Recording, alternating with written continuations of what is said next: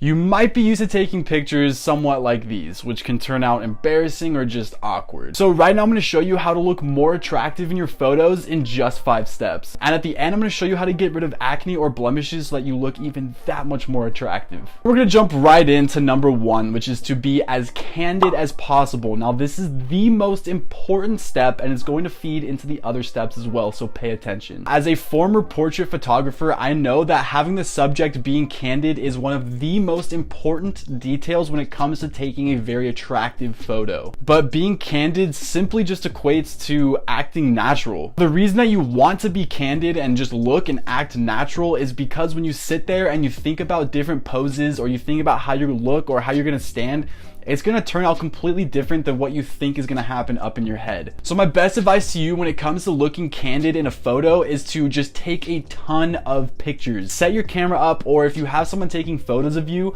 just tell them to take a ton of pictures, or set your camera or your phone to take multiple shots, burst shots, and then just do a ton of different things, whether it's looking away or looking down or smiling, not smiling, taking your hat off, taking your jacket off.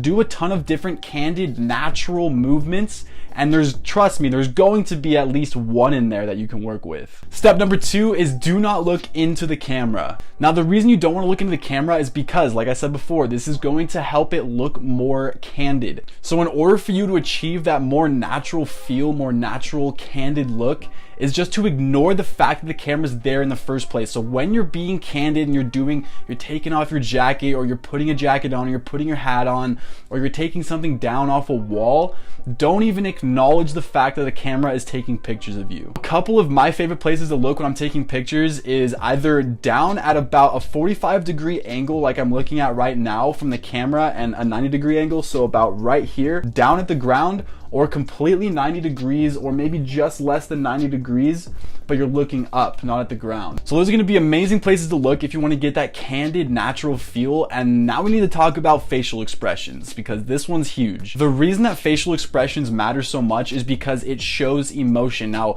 a picture and a video are completely different. In a video, you have sound, you have facial expressions and moving pictures to give you that feel of emotion. And since this is an art in photography, what you want to do is try to convey that emotion, but in a single still image. And where do the eyes go first when they look at a portrait picture? The face. A few different facial expressions that you can make to look more attractive is to have a smile, or like a half smile while you're looking down at the ground or over at something that no one knows what you're looking at, or to have a nice candid laugh. That is going to show a ton of emotion, and it's going to make whoever's looking at that photo scrolling through Instagram laugh as well. Or just take a serious photo. I like to take a lot of serious photos, not showing too much emotion, but extremely serious.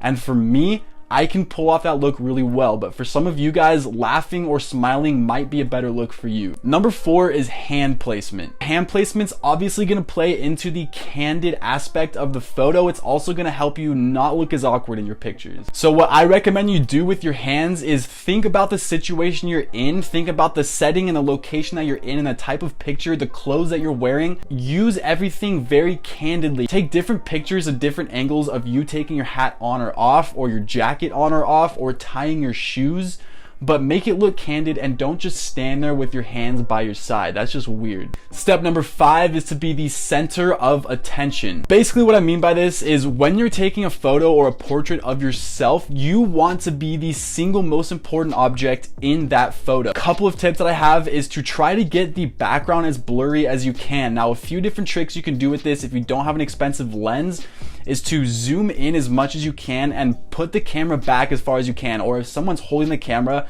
tell them to take a lot of steps back. Tell them to get back as far as they can, zoom in, and that's going to give you an extremely shallow depth of field behind you. And you can also try to make the background as minimal as possible. Personally, I don't like to take pictures with a bunch of stuff behind me. I like to have either the sky behind me, or the sun right behind my head, or in front of a nice wall that doesn't have too much graffiti or too much going on in the background, because like I said, you want to be the center of attention. So maybe you can get different angles to help you get a very, very minimalistic background. Like maybe putting the camera down at an angle so you have the sky behind you. It's also going to make you look a lot bigger in your photos, which in turn makes you look more dominant in the photo. And you also want to make sure that the photo is level. So if you have a tripod or you have someone taking a picture, try to make it as level as possible. You're not tilted this way, your head's not being cut off, you're not tilted weird different ways. Make sure that the camera is level and that you are in the center of the photo. Now, if you do come out with a really good photo at the end, but it's a little weird or awkward, then you can go into literally any application. You go into Instagram, you can download different applications, you can go into any photo editor and crop the picture or adjust or tilt the photo so it's perfectly straight up and down. This can make or break a photo. And for the bonus step, how to remove your blemishes or acne, I'm gonna jump into my computer and show you that right now. All right guys, so you are going to need Photoshop for this if you want to get rid of acne or any blemishes on someone's face. If you don't have Photoshop, or if you don't have enough money for Photoshop, there are definitely ways that you can get it for free, so I would definitely look into that. But having Photoshop is such an amazing tool. So let me go ahead and show you exactly how I would get rid of these acne scars. So there's a tool called the Spot Healing Brush tool. So you want to open that up and you want to make sure that this isn't too big. The size probably down to, yeah, good size. And so what this does is it's going to, wherever you want the acne, like let's say this little spot right here, to be gone, what this tool does is it takes samples all around the area of where this circle is right now, and it's going to put that where that is. So just for example, we click on that and it's going to completely get rid of that little dot.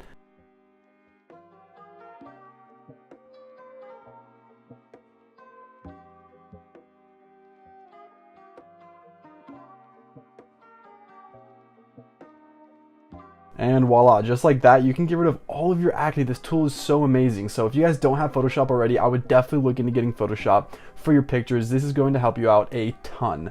Thank you guys so much for watching this video. If you guys liked it, go ahead, smash that like button and subscribe to my channel if you're not already subscribed. I want to see you back again tomorrow. I love you guys so much. Have a fantastic rest of your day.